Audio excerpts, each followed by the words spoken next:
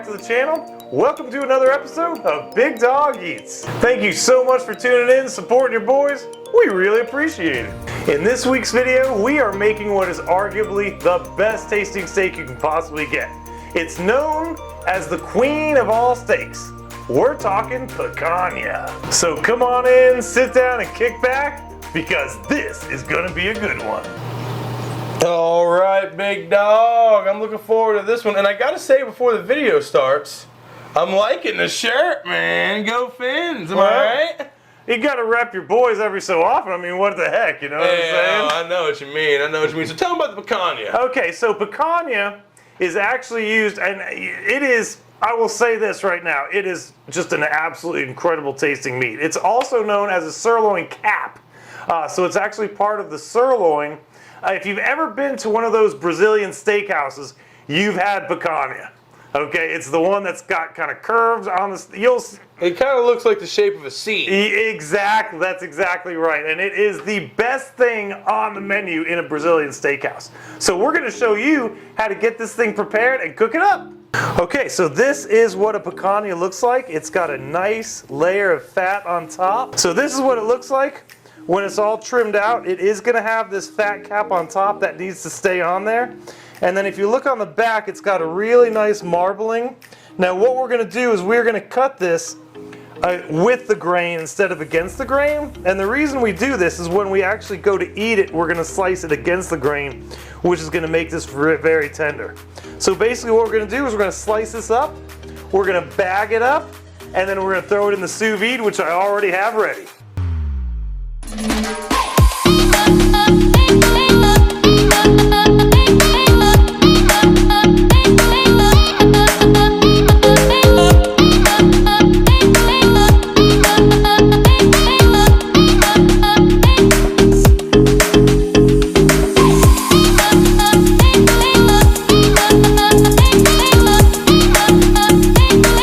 Now seasoning this steak is going to be a little different than normal.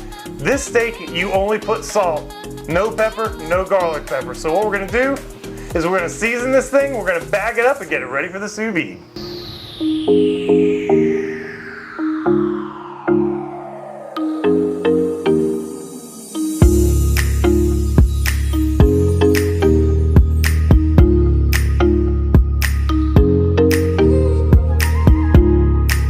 So we've got our 2 bags ready to go. We're going to go ahead and throw this in the sous vide, 135 degrees for 2 hours. We'll see you then.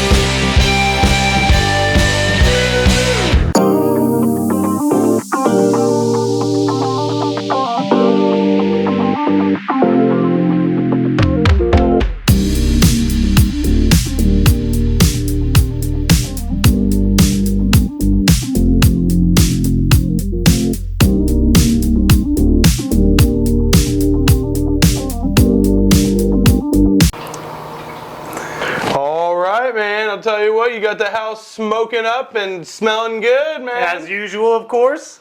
You know, one thing that's always crazy about sous vide, when it comes out, it does not look good at all.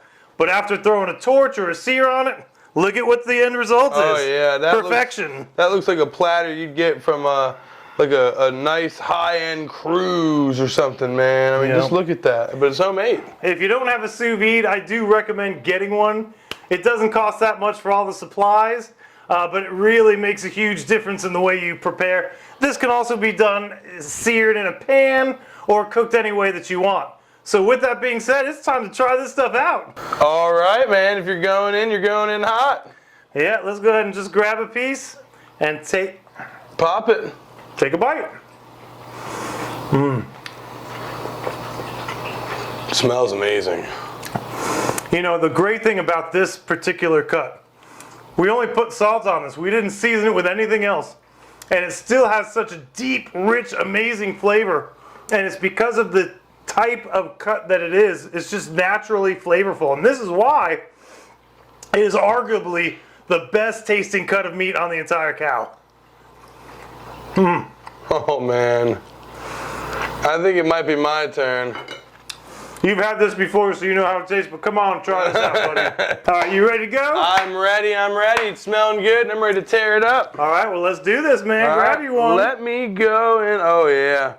Well, you know when you do a nice little tug and the fibers start kind of coming apart on it, you know it's going to be good. Oh, yeah. Let me give it a pop.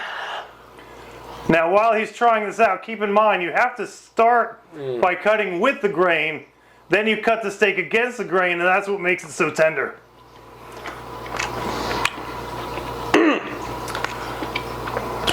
The picanha.